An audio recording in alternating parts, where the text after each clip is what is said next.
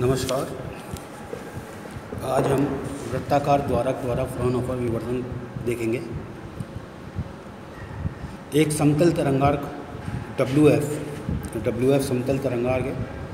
ए व्यास यानी कि ये AB जो है इसका डायमीटर जो है वो A है। एक वृत्ताकार द्वारक AB पर अभिलंबवत आपतित हो रहा है। ये अभिलंबवत है, इस पर आपतित हो रहा है। इससे द्वारक के तल AB का प्रत्येक बिंदु द्वितीयक तरंगिका का स्रोत बन जाता है। ये तरंगिकाएं द्वारक AB से भिन्न भिन्न दिशाओं में विवर्तित होकर उत्तल लेंस द्वारा द्वारक के सम्मुख रखे पर्दे XY पर फोकसित होती हैं। ये पर्दा रखा है, उत्तल लेंस के द्वारा इनको फोकसित करा है और पर्दे पर विवर्तन प्रतिरूप बनाती हैं।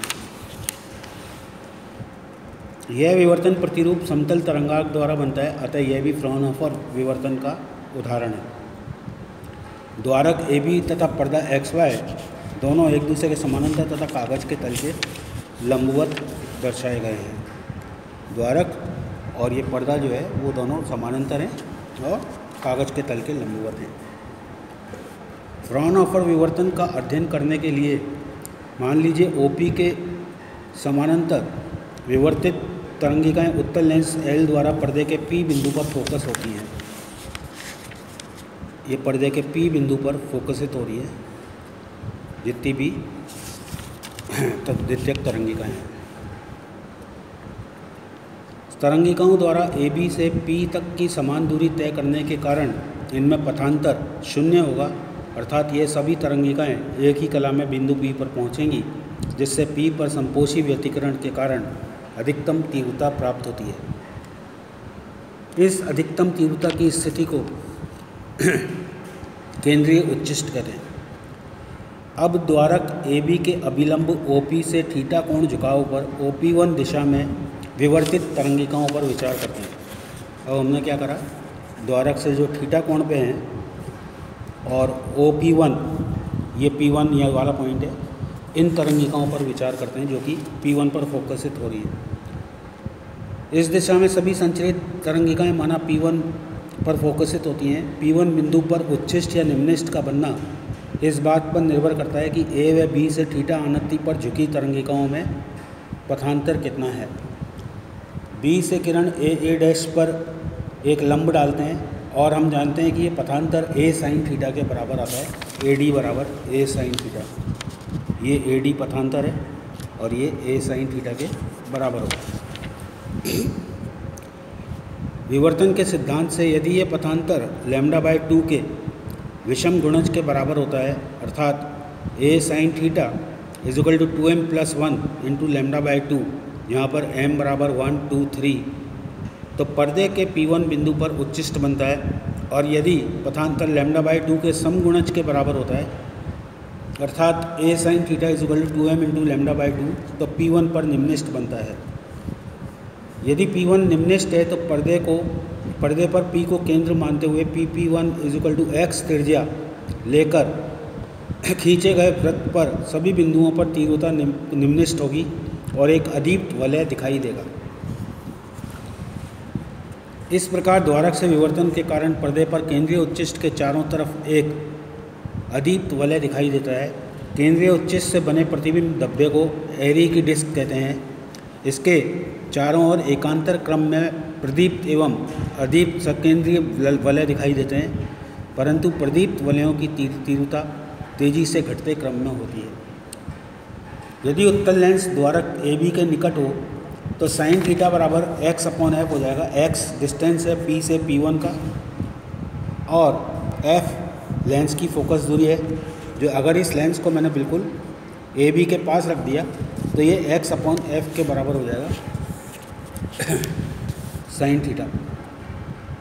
प्रथम अदीप्त वलय के लिए sin थीटा बराबर x/f = λ/a, क्योंकि प्रथम अदीप्त वलय प्राप्त होता है जबकि A sin थीटा = λ होता है, जिससे एरी डिस्क की त्रिज्या x = f λ/a हो जाएगी तथा इसकी कोणीय त्रिज्या थीटा = λ/a हो जाएगी। इस एरी द्वारा दिए गए यथार्थ सिद्धांत से प्रथम अदीप्त वलय की कोणीय त्रिज्या 1.22 लैम्डा अपॉन ए प्राप्त होती है, अर्थात पर्दे पर केंद्रीय उच्चिष्ट की त्रिज्या x = 1.22 f लैम्डा अपॉन ए होगी। चूँकि केंद्रीय उच्चिष्ट प्रथम अदीप्त वलय द्वारा चारों तरफ से घिरा होता है, इसलिए प्रथम अदीप्त वलय का व्यास केंद्रीय उच्चिष्ट की चौड़ाई भी निरूपित करता है। केंद्रीय उच्चिष्ट की चौड़ाई 2x = 2.44 f लैम्डा अपॉन ए। अतः उच्चिष्ट की चौड़ाई 2x तरंग दैर्ध्य लैम्डा के अनुक्रमानुपाती होती है। यह लाल रंग के लिए अधिक तथा नीले रंग के लिए कम होगी। द्वारक के व्यास के प्रतिलोमानुपाती होती है। सक्रिय द्वारक के लिए चौड़ाई अधिक होगी। अब इसकी एक दो प्रॉब्लम देखते हैं अपन।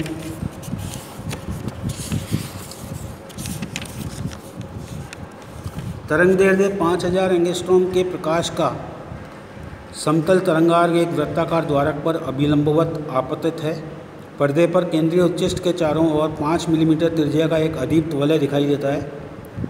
पर्दे व द्वारक के बीच की दूरी 7 मीटर है।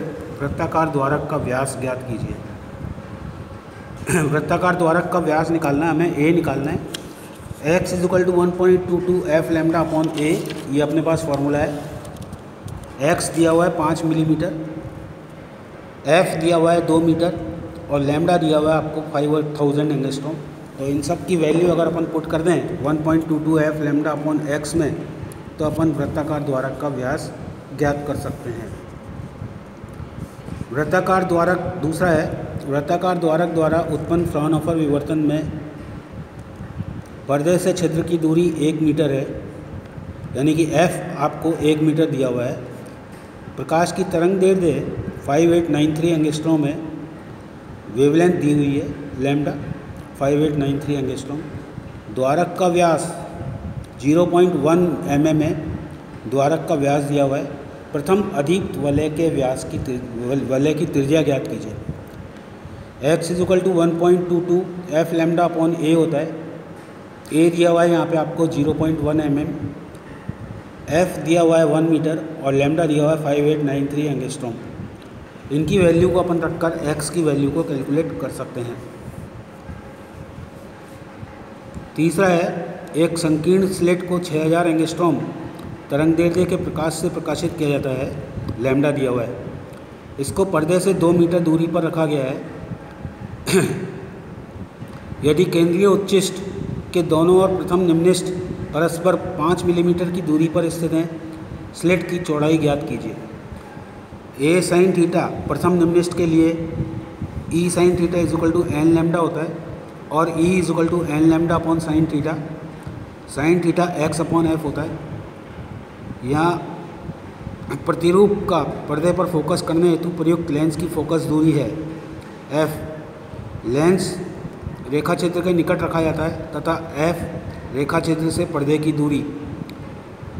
प्रश्नानुसार n दिया हुआ है आपको 1, लैम्डा दिया हुआ है, f दिया हुआ है 2 मीटर और x आपको दिया हुआ है 5 मिलीमीटर। 5/2 हो जाएगा क्योंकि दोनों साइड की दूरी दी है। अगर अपन इससे e का मान निकालें तो e की वैल्यू अपने पास में आ जाएगी। इस फॉर्मूले में रखेंगे तो। Thank you.